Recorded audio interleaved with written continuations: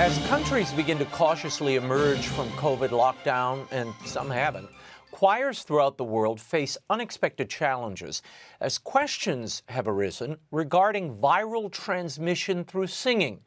Silenced for months, choirs have had no rehearsals or performances, and for children's choirs, this lack of schooling and training is particularly difficult. Joining me now to discuss the challenges he and other choir directors are facing throughout the world is director of the London Oratory Schola, Charles Cole. Charles, welcome back to the show. Now, due to COVID, singing is being discouraged or even banned in many dioceses throughout the world. How many months has it been since you and your students were able to rehearse together? Way back in March was the last time we actually sang physically together in the same room. We were making a recording, and the very next week the lockdown came in and school ended and everyone went home. So since then we have been singing on Zoom. We've got we've used the software to try and reconnect, but of course you can't really do that terribly successfully because singing across the internet involves latency and lag and so forth. But it's been something for us to keep going. Now, there have been a number of preliminary studies, including two in Germany, which demonstrate that singing is perfectly safe as long as sensible precautions are put in place. Is there no way for you all to rehearse in person, out of doors? Outdoors is very difficult for singing because what singers really need is a nice acoustic, a nice reverberant acoustic, and singing outdoors it can be quite deadly, really.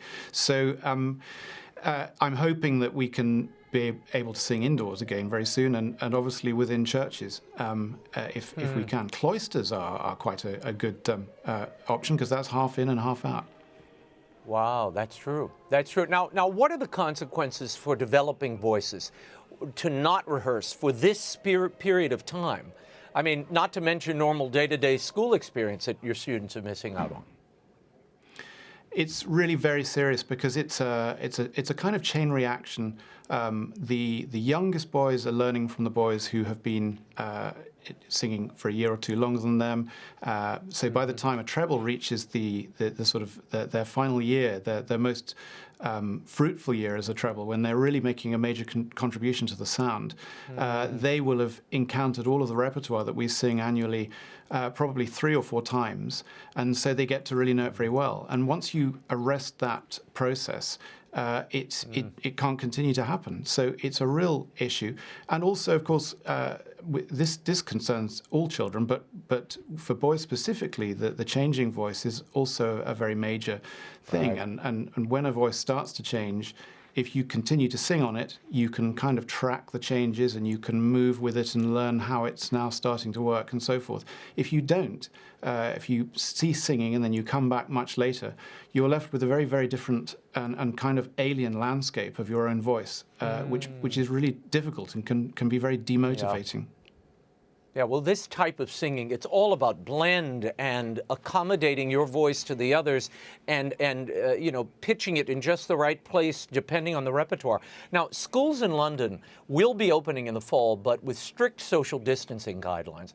What's the outlook for resuming some kind of rehearsals for the London Oratory or returning to singing at masses in the fall? Do you foresee that? I'm really hoping that we can. There's a kind of narrative that's gone on about singing, which, as you've described, is really very, very negative. But I think there are ways through this, and we really, really need to find those. I think one of the really key things is ventilation. What we're going to propose is that the boys can rehearse in a large internal space, but it will be really, really well ventilated. I've just taken delivery today of some huge ventilating fans and ducts, which I've put into our school chapel, and it looks quite extraordinary. But the amount of through draft that these things pull out is amazing. And so if there is a danger from these aerosol droplets, then this should mitigate it because it removes them completely from the equation. It has to be said, there hasn't yet been a single incidence of a scientist actually finding any viable virus in any of these aerosol particles that could cause an infection. So we don't know that this is a problem, but if it is a problem, we're trying to get rid of it. Very good. Charles Cole, thank you so much for being with us. I hope you find a solution and that those voices return again very soon. You can find out more about the Schola at the London Oratory Schola at londonoratoryschola.com. Thank you, Charles. Thank you.